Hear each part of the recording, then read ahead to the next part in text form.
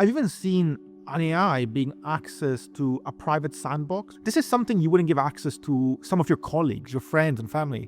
But an AI, which admittedly isn't a malicious being, it's just a tool, but it can do very bad things, now has access to internal data.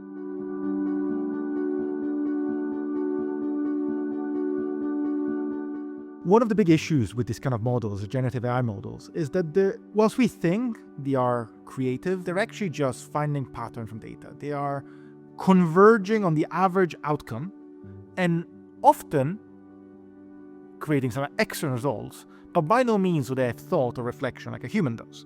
So when we trust these systems to make decisions that humans should make, when we trust the system to have access to data that we shouldn't have, when we give more privileges to a model to have access to our code base than we would ever have internally, this leads to real issues. We've seen evidence of data being leaked, we've seen evidence of code bases being wiped.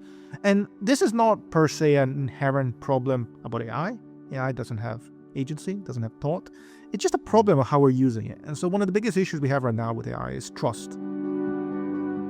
The moment you ban something, people will just find a way to go around it and still use it. The problem is if people use it without knowledge, without information, it leads to even worse behavior. And if I'm not able to be aware of what you've done, I can't solve the problem when it appears. So banning things outright makes no sense. Giving people informed guidelines on how to use it properly, of what the risks are of using it, and what things they should watch out for, that leads to good adoption. And then people can make their own decision if they want to use it and how they want to use it. So one of the works that I've collaborated on recently is something called a responsible AI framework. This was done by the business and community. I had the pleasure of helping them out. We outlined some very nice key high-level concepts of what leaders and businesses should be thinking about when AI. One of the big things is, for example, the supply chain.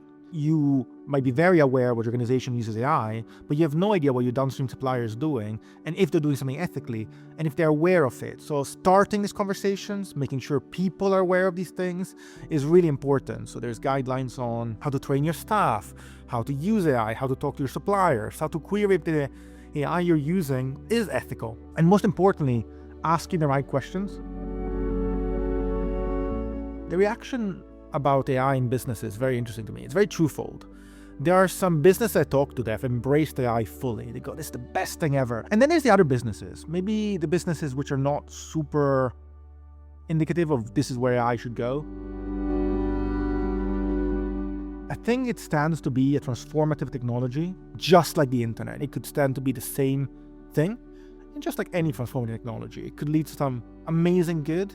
But simultaneously, there could be some really, really bad things. I think we need to really be aware, make sure the right people, the decision makers, are aware of the risks, are aware of what's happening and make the right decisions. And I hope we see more of that and less of shouting about more productivity, more tokens, more prices, and not much measured outcomes.